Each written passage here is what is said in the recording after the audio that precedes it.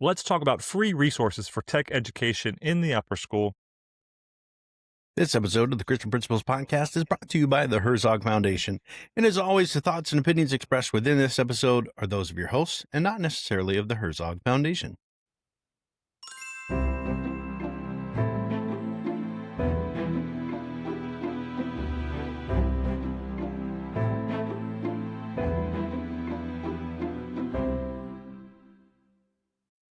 Welcome to the Christian Principles Podcast. I'm Matt George. And I'm Mark Zockoll. Today we get to talk about you. We have listeners that email into us asking us questions about either something in administration or something to do with school prep or something to do with just school in general. And today we are excited to actually go through one of those questions. Matt doesn't quite know as much about what we're talking about today because I'm the one who did more of the prep for today. So Matt is going to be responding, offering insight, keeping us grounded in that. We are administrators, we're top-end mindset, but I am going to be offering resources for you. So stick around and hear free resources for your school, non-paid. You can handle this from a mile away, resources for your school concerning tech education, specifically in 9th through 12th grade, even though some of these things could be used in middle school as well.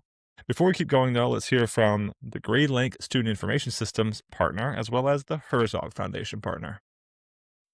This episode is brought to you by our partners at the Herzog Foundation, whose mission aligns beautifully with ours to advance and support Christ-centered education.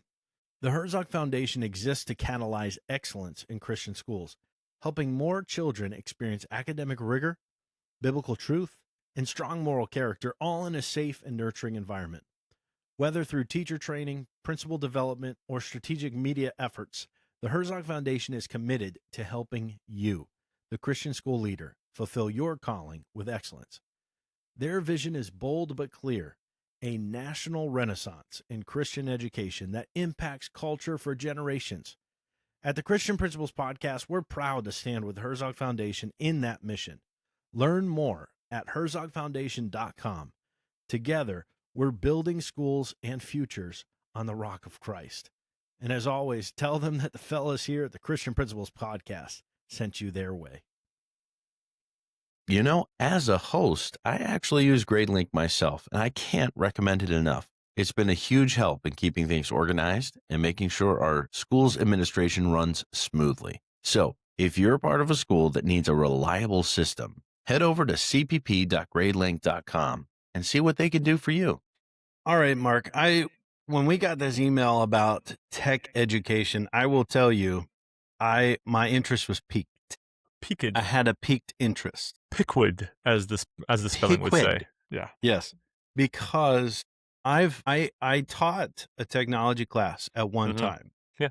And our school uses Google. And so Google at the time had a very awesome tutorial-like teaching, and it was so easy. And then it's like it evaporated.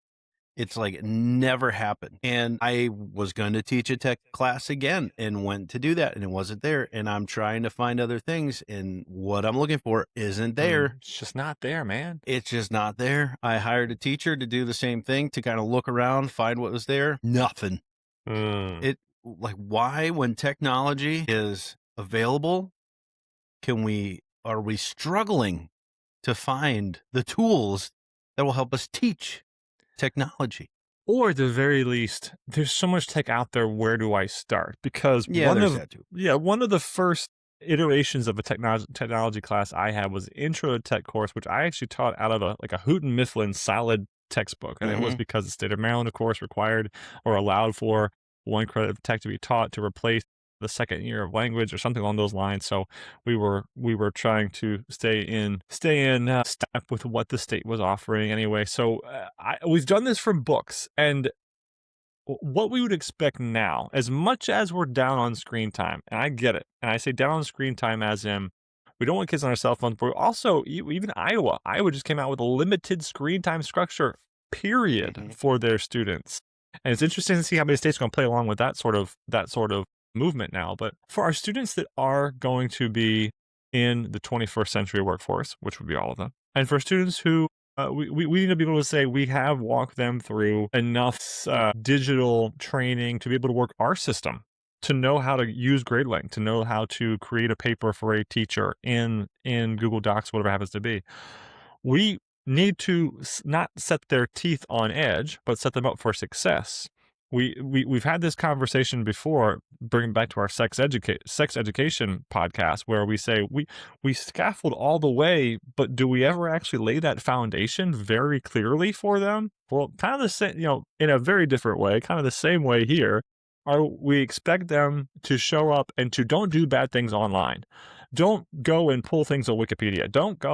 But here's what you could do instead. Here's what we would expect you to do. So are we training them? Are we just expecting them to come to us being able to type? Are we expecting them to be able to chicken peck their way to success? They know how to turn in a paper. They know where not to go. They know how to actually perhaps even use AI. Whatever it is you're looking to do, are you actively training them in it? And there are free resources available for you. I'm sorry you couldn't find them previously. I'm sorry others couldn't find them as well, but there are opportunities for you now, especially because of the boost in AI, especially because of the availability of what AI, where previously someone might have put it behind a paywall, now it's just so available. Now it's not behind a paywall anymore. There are opportunities for you, like our listener, to ask questions like our listener asked. I want to read this to you. Dr. Zockoll, I'm looking for input on technology training, high school level. Do you have anything that you would recommend? Just looking for basics about a computer, and then Word, Excel, PowerPoint, etc. So I told you before, Matt said before, we both taught these intro to technology classes, Matt specific on Google Apps. Back in the day, again, I've had the actual textbook that was Intro to Technology, which talked about, where machines came from and what a lever system would be, and basics that you would get from a chapter book like that. I've also taught a full-on Microsoft Office class, also taught a Google Apps for Education class. So we have those in our background as common. I'm going to tell you right now, there's a lot more available for you. So I'm actually going to do some screen sharing. If you are listening to this, but you're excited about it, hopefully I described this well enough that even if you don't actually get on YouTube or Spotify or Apple even and see this live, you can hear from what we're going over bit by bit and come alongside of us with it. Now, Matt, much like any other content Bible course, we have to set the foundation somewhere. So if you're going to set the foundation for your course you name the content area, what would be some things a Christian administrator would want a course developer to found the course in, to lay as the groundwork for what else is going to come out of this class, even if it was a welding class? What are some things that you as a Christian school administrator would want that teacher who's developing the course to make sure they are actively pulling into the course at the start to make sure it's grounded in the right things? Well, you got to start with biblical worldview, number one. There we go. Absolutely. You got it. I love when kids ask the question, why are we learning this? Yeah. Because the only answer really, rather than you're going to use this for the rest of your life, is God has us here for a reason. God has these skills, these knowledge content areas here for a reason. And we ought to be good stewards of doing the best that we can. So biblical worldview is going to be priority number one, and no matter what you do. Beautiful. And I completely agree with you. If we're going to put a $3 term on it, I imagine we would talk about digital citizenship, digital literacy. And I want you to know there are absolutely opportunities for you to go out to places like I'm going to bring up on the screen right now. We don't use the share button often, but I'm going to right now. There are places like Common Sense Media. Mm-hmm. Common Sense Media offers digital literacy and citizenship for free for those who would come on, make the membership. Now, I would say, being a secular entity, I imagine that if you're going to use the free tool, you would want to go through and make sure that this free tool would be useful for your group. How far are they going to go in citizenship? How far are they going to go in acceptance and things like that? What are they going to introduce in these ways? If it is going to be teacher up front saying, here are the lessons, go through the lessons one by one and report to me when you're done. Is that what you're going to do? Or are you going to go through these lessons together on the whole?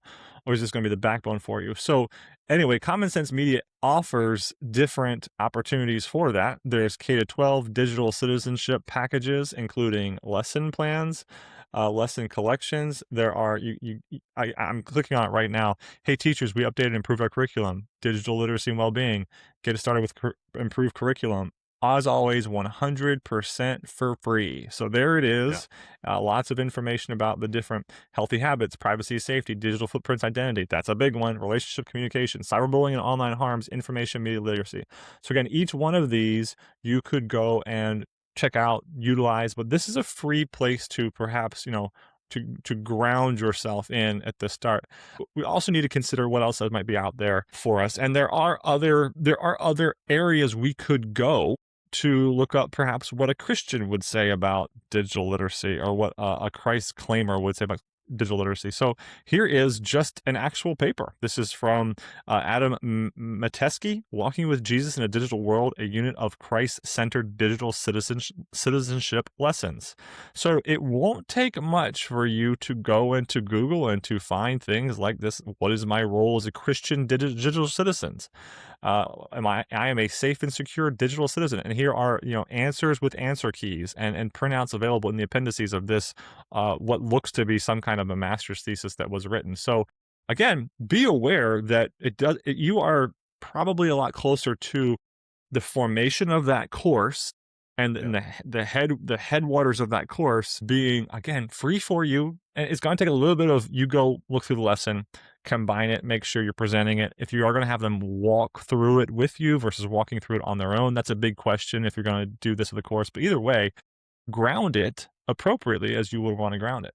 Now, we already talked, Matt, about you saying that for you, Google was what your school utilized. Google is what you were being asked to teach. Perhaps at some point you were asking yourself to teach it, so the students were they were knowledgeable of what was going on. Well, just so you know, Google has what it now calls the Applied Digital Skills section. I'm going to share this out on the screen right now. If you want to jump over, make sure you see it. But in the Applied Digital Skills section, under Browse, we have all the topics, and Applied Digital Skills. Teach and learn practical digital skills needed for the jobs of today and tomorrow with our video lessons that are free of charge. So I see this very much set up as Matt, the teacher, comes in and he clicks on, let's just go, for example, to Google Workspace for Beginners, the lessons that teach us necessary and basic skills for using Google Workspace apps, which we know to be docs and sheets and slides and those sorts of things. So let's say I'm ready for a lesson on Google. Well, here's one like this one: Google Drive for beginners. Everything's going to wrap around the Drive in the Google atmosphere. So I want my students to be able to handle this. So I click on Google Drive for beginners. I'm going to get started. Which, by the way, if all my students have logged in, they're on their own Google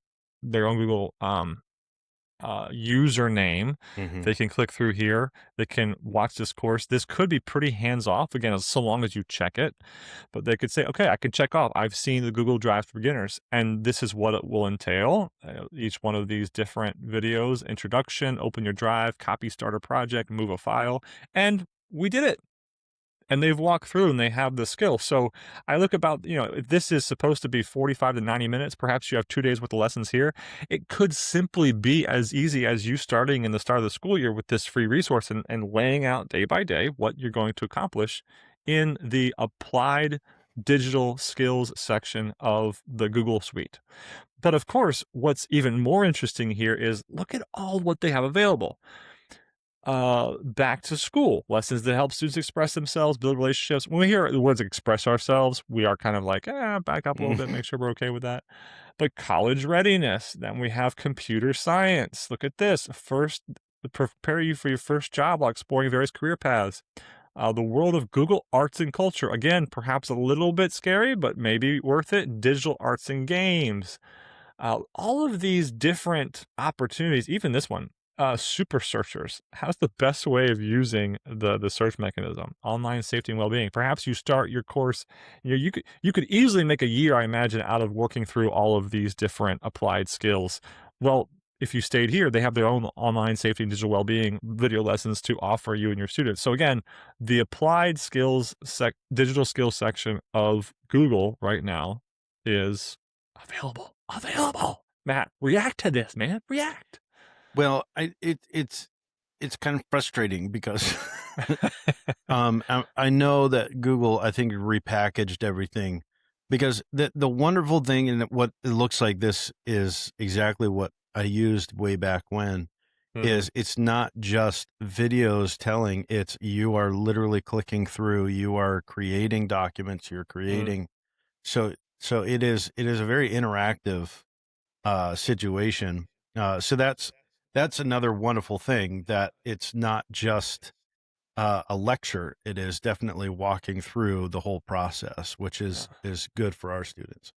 You mean in the videos you used to have available to you, it would prompt them to do that in a software? What it used to be, it didn't even include videos.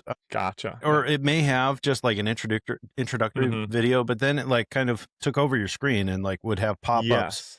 Here's this button, click it, and then you would move to another button, and this is what this button does, and highlight this, and then type this, and whereas these videos are going to be much more like, I'm going to show you, and you can repeat this process on your own, and then open your project, set the paper size, choose. So, but these would also allow for you to check on there. I imagine this way you could be somewhat involved. Perhaps as a teacher is looking for time away, if this is like a half prep for a teacher, they could assign the video, watch the video, and then check on the student's ability to have done what needed to be done, as opposed to have them walk through it. Again, whatever you would want, because you could also take this video and pause every point and have the students' evidence on their screens, if you have a shared screen monitor on one side and this pulled up on the other side, to check and see that they've done it. But either way, if you were looking for it before, now you know where it is. Here it is, the Google application, the Google Applied Digital Skills, and there are opportunities. And this, of course, is the Google for Education Learning Center is where all this can be found. So there you go, if you didn't see that before. So if you're starting with, and I should also back up and say, not all of our schools, of course, are going to be Google schools. We also see Microsoft schools, another one. Well, remember though, many of our students are going to be using Chrome as their preferred browser, and at the very least could use the instruction on searching, on how to go. And a lot of them, believe me, whether or not your school uses it, when they may well have begun to use Google just on their own because it's free to them at home. I see that all the time at the university setting, where these students come to the university having been used to what was Chromebooks in their high school, or just at home, it was free for them. So, I mean, 9 times out of 10, are using Microsoft Word, or if they're older, they're using Word. If they're younger, they're using Docs. So just as an FYI there.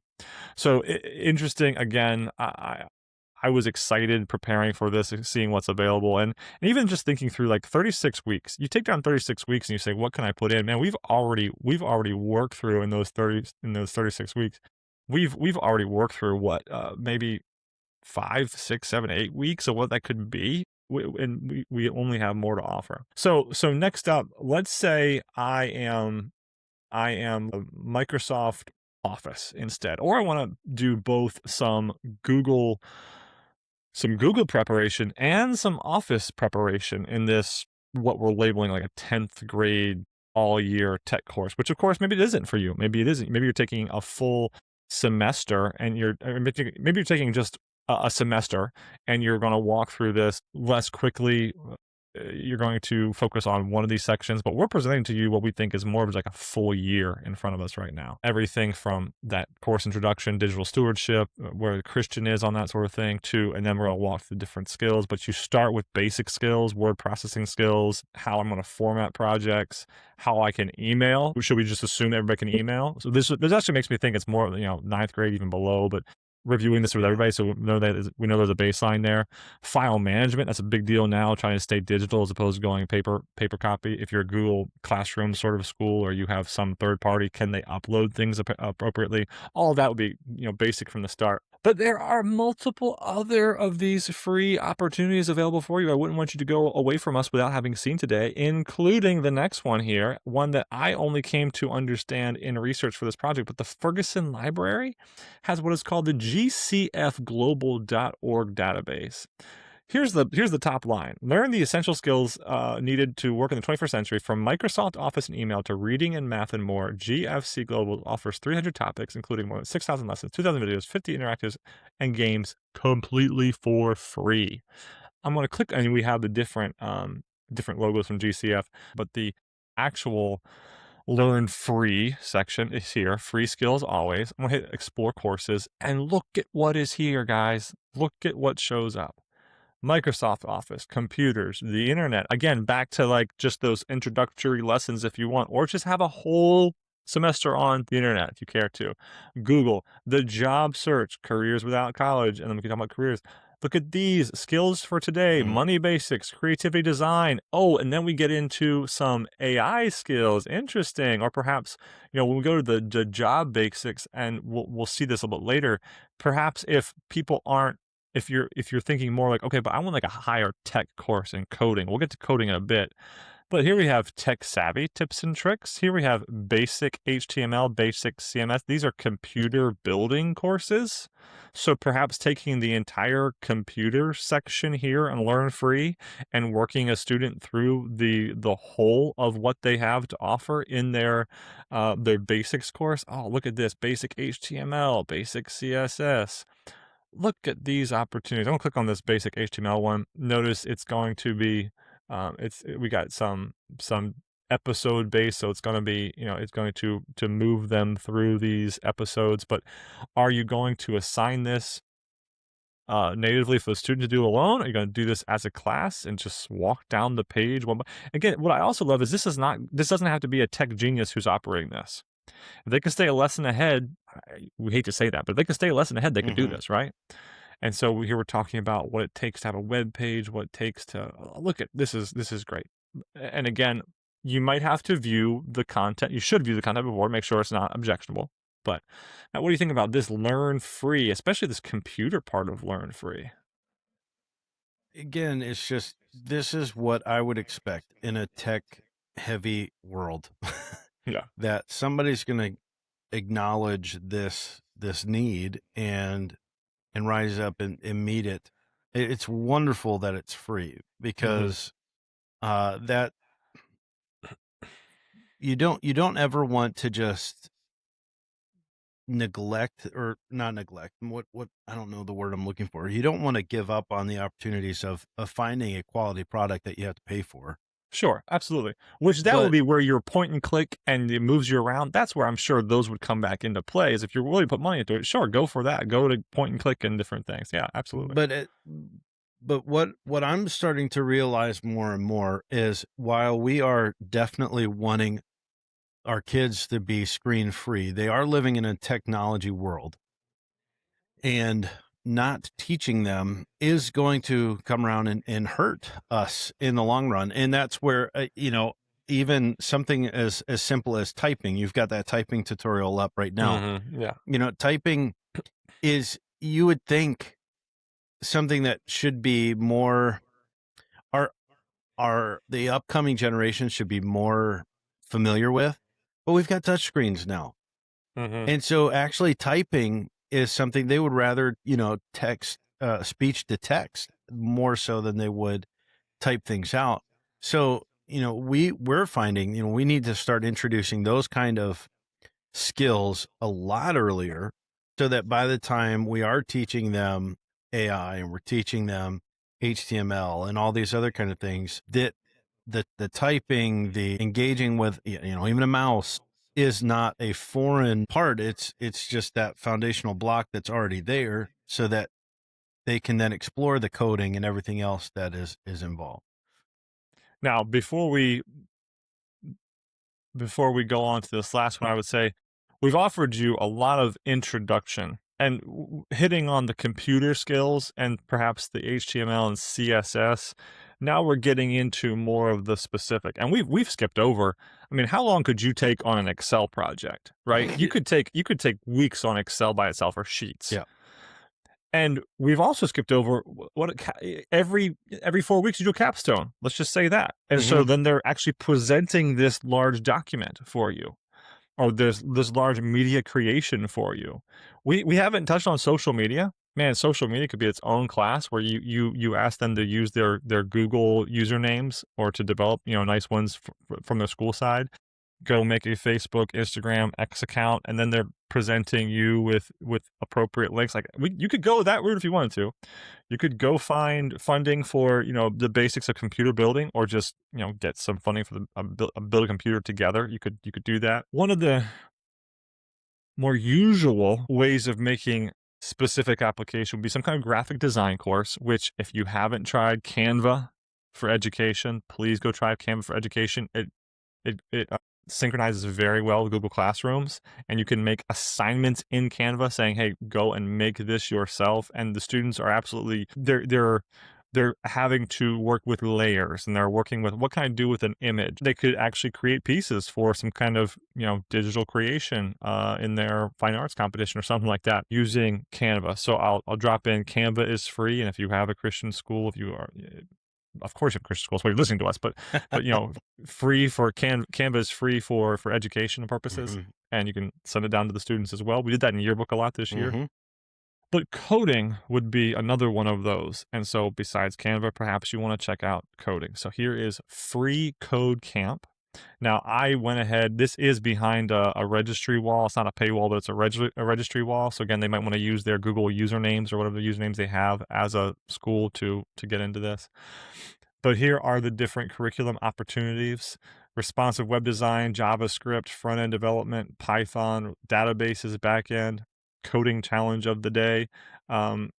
Look at these different opportunities, and perhaps these are all a little bit too strong for you, but I wouldn't want to go into the day. Let's click on this one: web scraping for beginners 2026.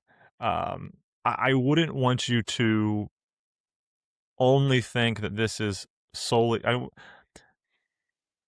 I would want you to have tools available to you for the deeper dive, for those stronger students, for the stronger electives. And I'm sure you have students, whether or not you know it, who can code and who want more than just the basic information in a tech class. So if you have someone who's available and they want either a club or a class like this, use the free code camp, use the free application here and go into it.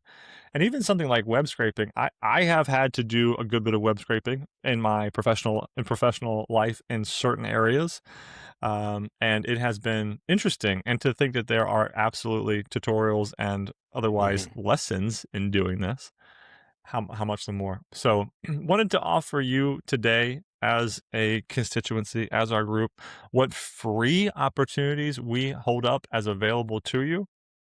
The technology is with us, and I know there might be some that say, yeah, that they can learn that at home. We're not going to make that a part of the school program.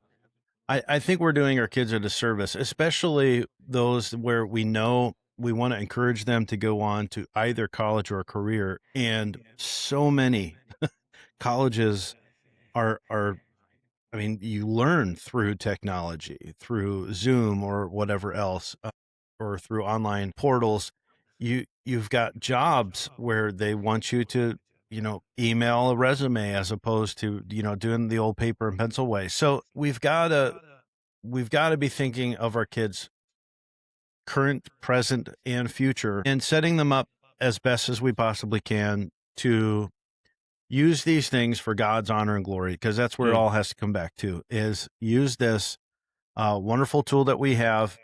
It can be abused, but if you know how to use it the right way, it can definitely further ministries. It can further your walk in community, in service. So I love that these are free. I love that there are multiple options. I'm sure we haven't even gone down the road of, having an AI created course, so there's all kinds of possibilities, and I'm thankful for that. Yeah.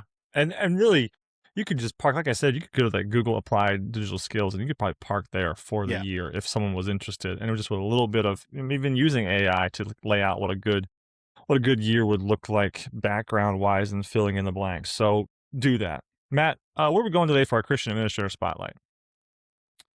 We're going to Jason Tanney. Sorry, it's actually Jason. Tanney. I think it's just Tanney. Tanney. Jason Tanney. He is the Associate pastor, program director at Dayspring Christian Academy in Pewaukee, Wisconsin. Jason, thank you so much for sending in your question. Thank you so much for being both in the church but seeing the need for Christian education. Thank you for your interaction this way. We love it when listeners get involved and have conversations with us and reach out to us in this way. What a blessing.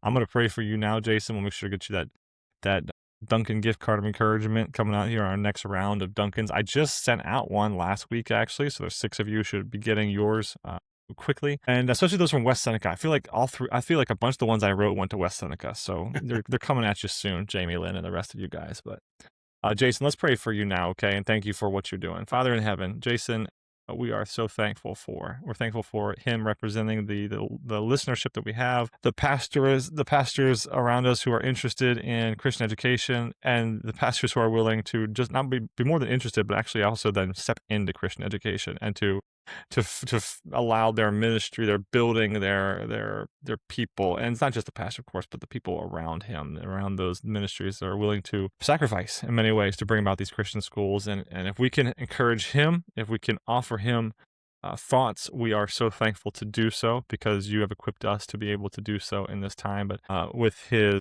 family life, with his church life, with his school life, and everything else in between, perhaps he's even involved in summer camp or whatever it is, give him grace, understanding, make him stronger today because of all that he has done in your name. And we do ask all these things, of course, in your name as well.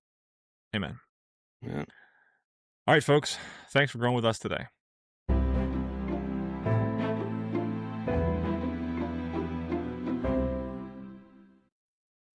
We want to thank you for listening. We're honored that you spend this time with us each week.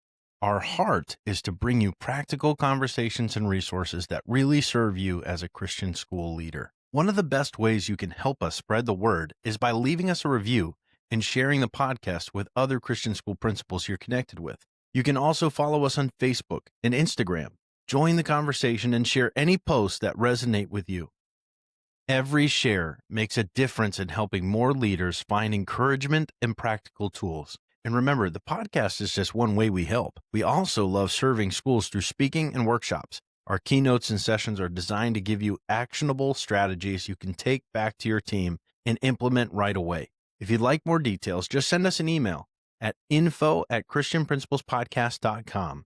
We'd love to connect. Until next time, thanks for joining us on the Christian Principles Podcast.